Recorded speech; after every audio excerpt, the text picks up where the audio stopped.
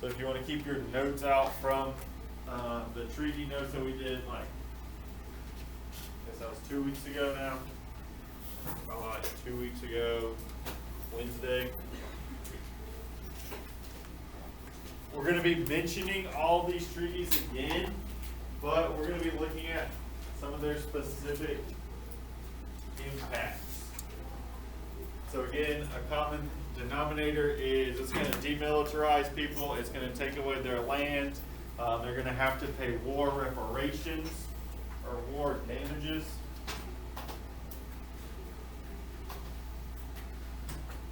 So again, this part is mostly review until we get to the impact. So Treaty of Versailles, again, this is the big one.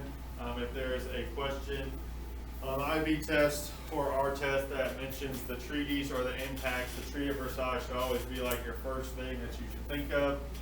You guys did the 14 points last year. You can kind of connect it with this as well. But it's like the main one, and this is between Germany and the Allied power. So remember the differences in all these treaties is that the Allies made different peace treaties with all the different countries. One of the most important and controversial parts of the Treaty of Versailles is that Germany is to accept sole responsibility for causing the war. So again, there was that one political cartoon that we looked at, I think, last time, and it's like a bunch of people, like army guys, standing all around Germany, like on a map, and they're like basically like threatening them. They're like, hey, you're either going to accept full responsibility or you're going to get invaded and destroyed. They also have to disarm. They also have to lose land. If you can think back to that discussion we had about the causes of World War I in class, some of those questions were geared toward the ending of the war, and you guys were arguing who was responsible for the start of World War I. And so we had said kind of everyone had a hand in it. It wasn't just one country. You could argue that it was Serbia and Austria that started the war, actually. However, at the end of the war, it's going to get pinned on Germany as the sole, the sole agitator. Just looking for a noun there. So again, other effects of the Treaty of Versailles. So we talked about Wilhelm. He was one of the two German guys we talked about. We talked about Otto von Bismarck, like in the 1800s. We talked about Kaiser Wilhelm. He was the guy that had Wilpotek and wanted to like break Germany, great world power. And so he is going to be like the main guy that's like the individual that's kind of screwed over in the Treaty of Versailles, because they're going to pin it on Germany, and then this guy's going to be tried as a war criminal. Again, like we already said, France and Great Britain and Belgium are just going to kind of chill out in Germany in the demilitarized zone. It limits their troops, it limits their Navy ships.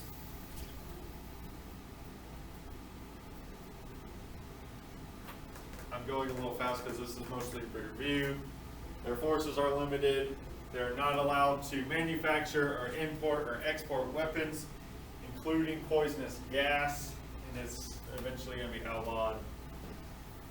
They're not allowed to manufacture, or no, there's a reduction on the number of weapons they can produce, machine guns and rifles specifically. Looking at this political cartoon, I like this one because it just kind of breaks it down. It says, number one, Germany must pay for the war in money and goods. So you got little Germany here with a little bag of money, and they're shipping off all their stuff. It says number two, Germany to hand over their colonies. So it has West Africa, Southwest Africa, Pacific Islands, East Africa, and Germany's handing it over to the winners of World War I. Number three, Germany to have no air force or submarines, only tiny army and navy. So again, here's Germany. They're basically like bowing over, giving over their airplanes and their submarines. Number 4, the League of Nations is set up. Hopefully last year you talked about how the League of Nations failed because the United States never joined the League of Nations to be kind of a main force behind the enforcement of some of these things. We'll talk about that later as well in our next unit. And it says parts of countries cut off to make new countries.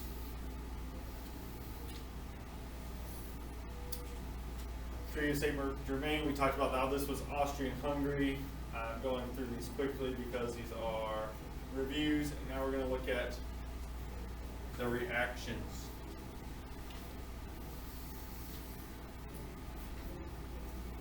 How do you think Germans felt of the Treaty of Versailles? Not good. Yeah, not good. Astute analysis, Charles. It was not good. They were more surprised that they had lost the war, and it was more of like a shock to them once the armistice was signed and once the Treaty of Versailles kind of happened. Again, it was a more psychological defeat for not only the German military, but for the German people. Because all this time during Wellpotec, they've been building up, they've been helping with the war effort, just like they had in the United States. They've been doing all these things, and they were expecting to win the war.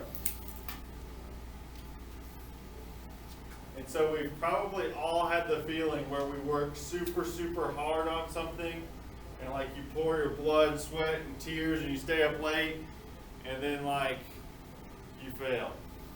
Have we all done that before? Yes. Do you want to name an example? Ashley's like, no, I've never done that. You want to give an example, Charles? Getting a bad grade on an essay that you worked hard on. Getting a bad grade on an essay that you worked hard on, yes.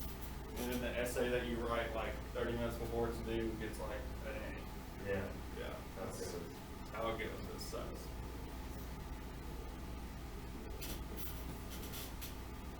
I like this quote right here. It says, "It was the acknowledgement of defeat as much as the terms of the treaty which they found so hard to accept," and they being the German people, not just the German military, not just the German leaders.